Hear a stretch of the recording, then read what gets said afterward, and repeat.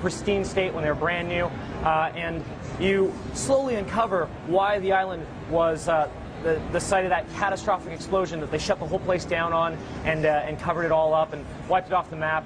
It's a pretty deep, compelling storyline. We're really working to tell a story here. And anytime you have the conceit of messing with time in a video game, it opens up a million different possibilities. You guys are doing this with an interesting way, something called the TMD, right? That's right. The time manipulation device, or TMD, it's a wrist-mounted gauntlet that actually allows the player to manipulate these things, these objects, through time, right? So over the course of the game, the player gets the ability to add functions to the TMD. It gets stronger. It works to grab things straight out of time and pull them forward and backward. You can pulse things forward, knock them out of your own phase, that sort of thing. But it gets upgraded. All right, so tell me where we are here. Where are we within the narrative of this game, and what are we doing? So right now we're actually about to step into a time wave for the very first time in the game. I'll let that come over here. And what's happened is the island's in a state of flux between 1950 and 2010. So as the player is walking through, against their will, they're actually pulled into 1950, or sometimes this area called the null zone, which is somewhere out of time. So we see right here that the accident occurred and these gentlemen were working and the whole thing went awry. And when that happened, they got stuck in a little bit of a loop, so they're forced to relive that over and over again. Now, these time warps, these are strictly narrative devices, or do they pose a sort of danger to your character? Oh, they absolutely pose a threat. So that particular one pulls you into null zone. That's for narrative, right? But when the player gets pulled over by one of those time waves into 1950 proper, the entire base is alive and functioning as if it were 1950, because it is. And you've been pulled into that space, so now they see a stranger that's not supposed to be there, and you have to cope with the enemies that would be guarding the base at that time. All right, so who are we talking to here? So this is Victor Beresov. He's a man who was at the site, ground zero of the accident back in the 50s. And he got trapped in the space. He's one of the only survivors, really. We see some survivor stories that make it a couple days after the accident, but this man is stuck in this null zone.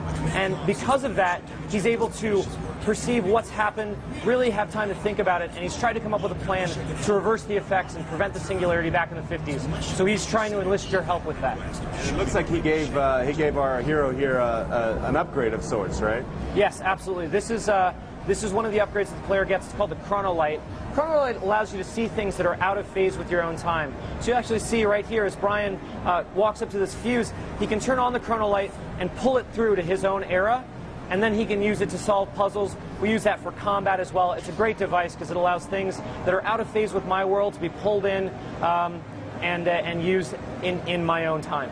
Now, we're going to see combat here in a bit, but I know that there is some puzzle solving. Can you talk about the balance between using time powers to solve puzzles and time powers against enemies? What were you guys looking for in terms of that balance?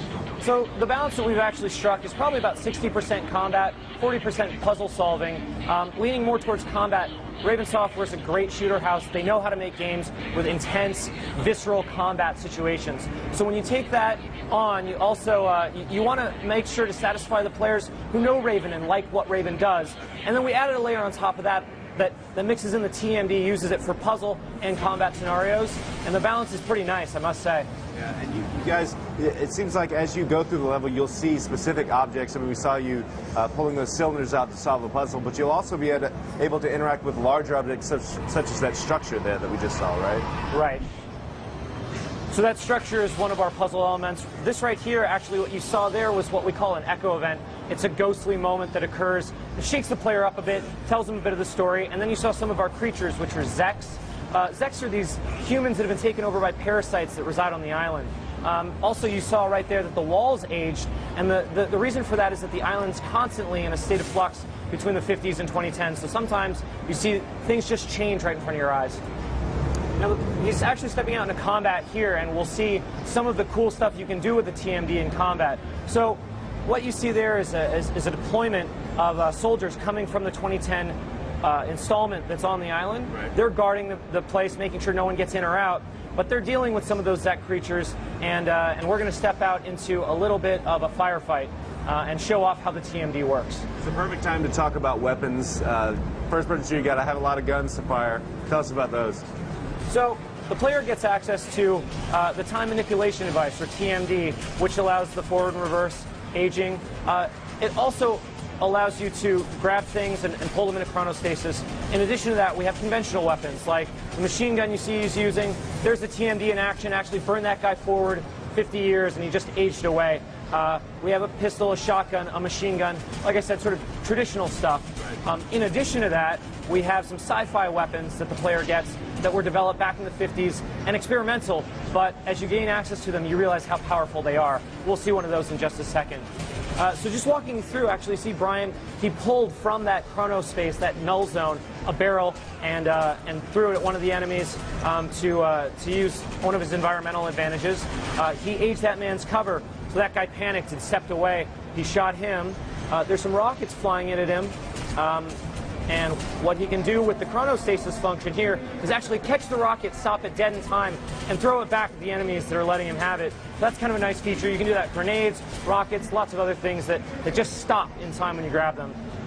Here's actually manipulating the environment. So you see that wall collapsed because he aged it forward and the support just fell through. So it fell down on the guys that were shooting at him. Finally, we'll see one of those sci-fi weapons I was mentioning to you. It's called the E99 pistol. Actually allows you to aim down sight and steer the bullet live into your enemy. So if your enemy takes cover behind something that you can't get to, and you just take the E99 pistol out and maneuver around the obstacle. Very cool. So what's mitigating the time manipulation device? In other words, can you use that anytime you want? And does it need to be charged? Does it need to be recharged as you go? It's an absolute blast just to use it unbridled, but we found that it was really imbalanced. It's a little overpowering. So what we do is, when you use the TMD to age organic matter like people, turn them into reverts or turn them into dust, it takes a long time to recharge. There's a huge cooldown on it. As you use smaller functions of it, like the pulse and the grab, it does significantly less sort of power drain to the TMD, and it recovers a lot quicker. So this little bit here, we'll actually trigger it just so you can see an example of what the TMD can do when it's fully amplified. So there are moments in the game when the player can use the TMD, hook it into these big devices, and do something greater than him, actually restoring the whole building to its former glory.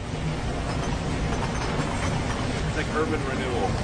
I like that. You mind if we take some questions from the audience? Not at all. All right, let's do it. Mauricio Acosta from Naples, Florida wants to know, first of all, he wants to know about multiplayer, and regarding multiplayer, can you use time powers and warps and all that, the special sci-fi stuff in multiplayer? Absolutely. So we're working on competitive multiplayer. Unreal Tech gives us a great base for that, and we are absolutely integrating time into that. Now, how that works is yet to be determined, because basically, with time, you know, you can't slow down a multiplayer match live. It would not be good. But we are working to integrate the time and some of the era functionality into multiplayer for a really unique experience. A lot of people are asking me about the different kinds of enemies. We saw Zek, but I know there's some other types that we maybe haven't seen yet. So it starts out small, right? When you get to the island, you see that there are guards here patrolling. These are military hired hands, Spetsnaz and whatnot. And as you move further into where the accident occurred, Ground Zero, you start to see some odd life. So we see some of the flora that's developed from Element 99 spreading all over the island in the accident. We see some of the soul leeches here. These creatures actually are the parasites that possess humans. We've got larger scale creatures that develop that just came out of time. So they're not from another dimension or from space or from hell. They actually came out of time. So if you think of a swing set, you think of a child